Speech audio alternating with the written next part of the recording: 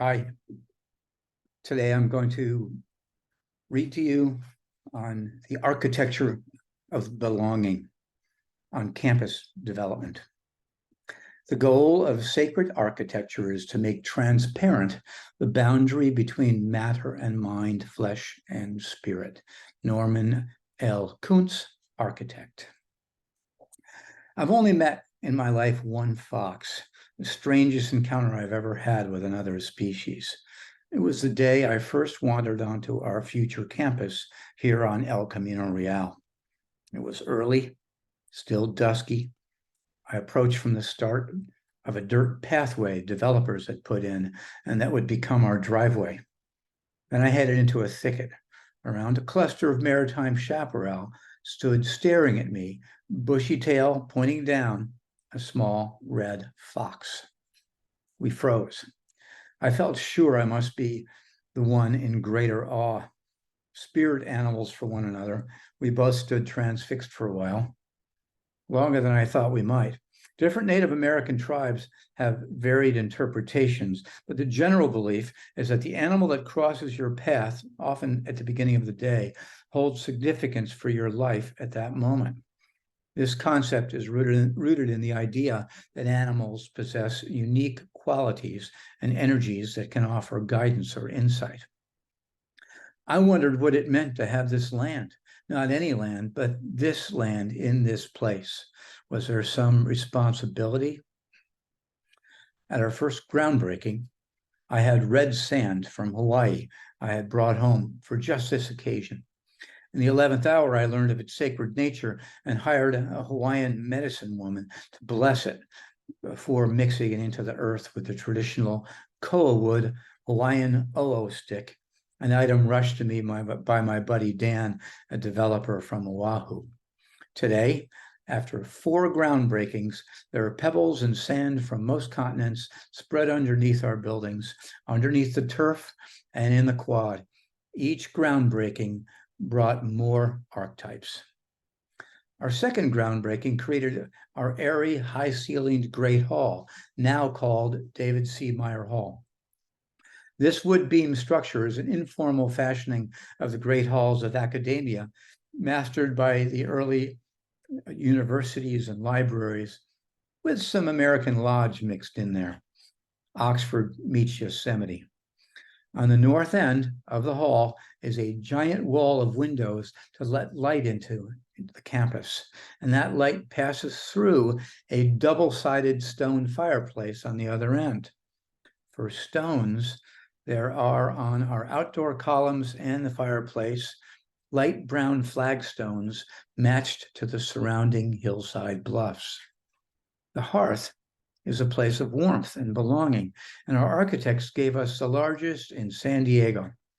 Before settlements, people gathered around the fire, and once they were established, people gathered inside around the hearth. Here, oral tradition developed.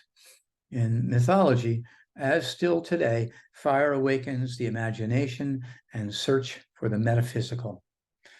The words heart and hearth are etymologically related and share a common ancestry. The heart as the core of a being, and the hearth as the central warm place in a home. Symbolically, both represent warmth, centrality, and vital importance. Every time I show it for the first time, I repeat that we have the largest heart in San Diego. The subconscious impact native colors have on our students and teachers is impactful and ever present. All paints and paving stones were selected from natural colors, which could be found in the hilly bowl that surrounds us as well. The inside is out. Our external doors, the color of sky. We use light blue as an accent wall color in our classrooms as well, for its known impacts on concentration and even for stimulating creativity.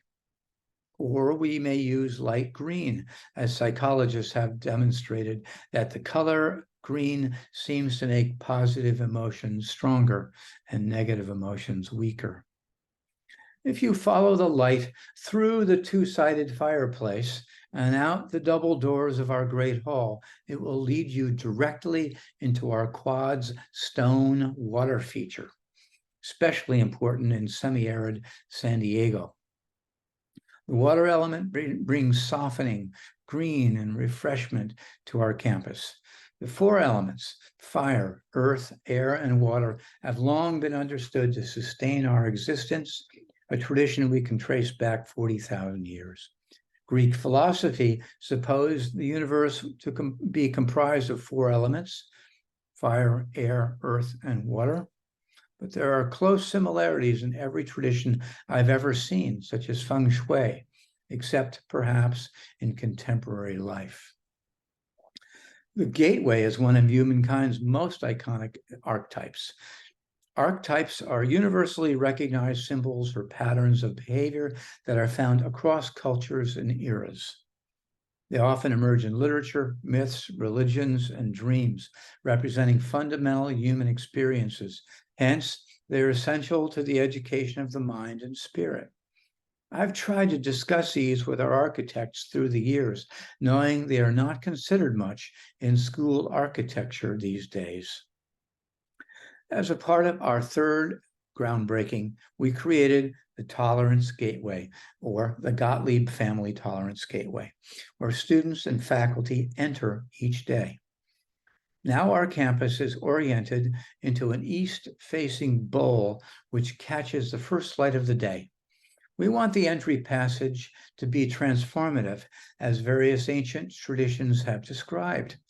For educational institutions, an east-facing entryway can symbolize the pursuit of knowledge, enlightenment, and personal growth, as well as honoring ancestral practices.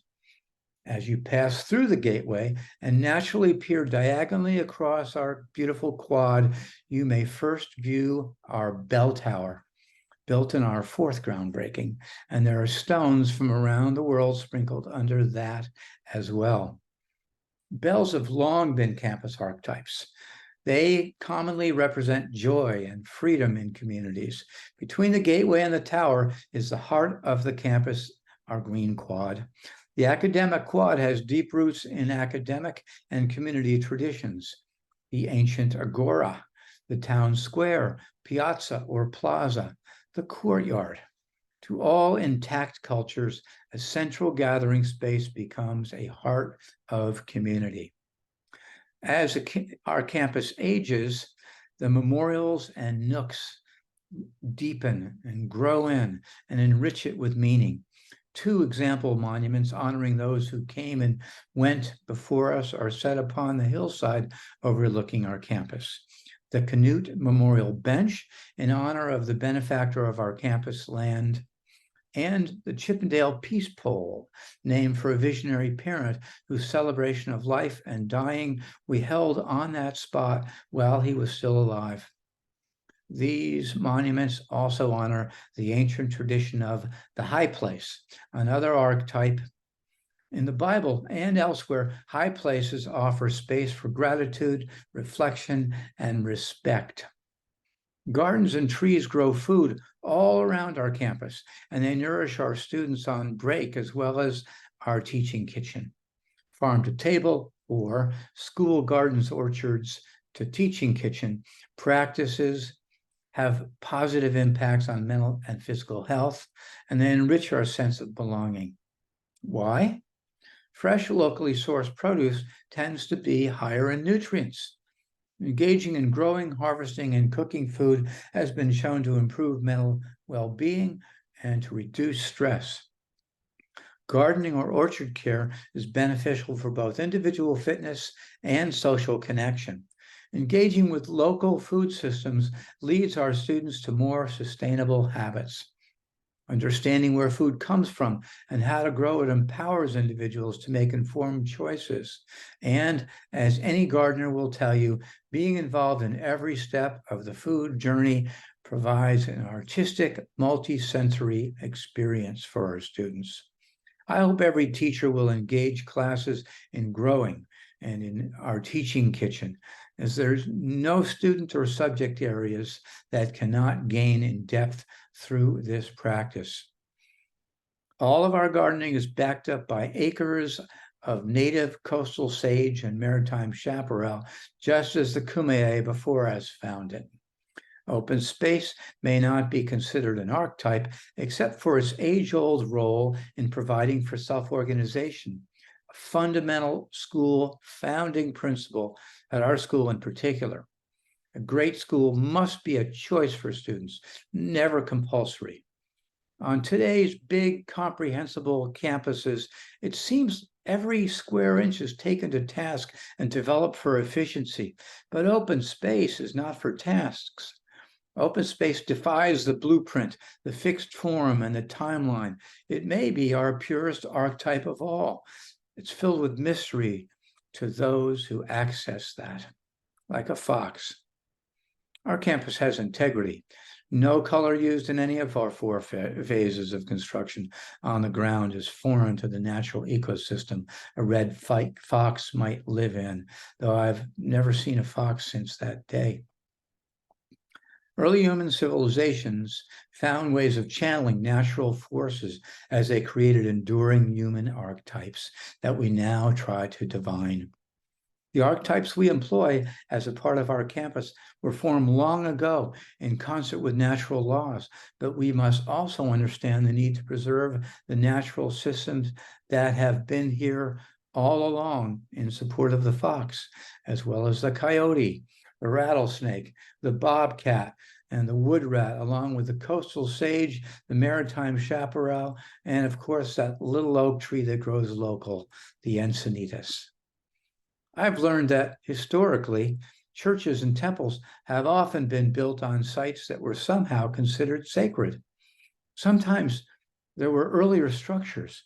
Some were crossroads. Other places may have been deemed spiritually potent or powerful, with natural features like springs, caves, or unique geological formations that seemed inherently sacred.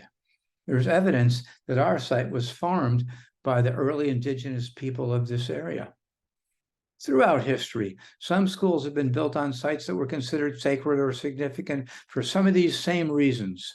For example, many of the early European universities evolved from cathedral schools or monastic centers of learning.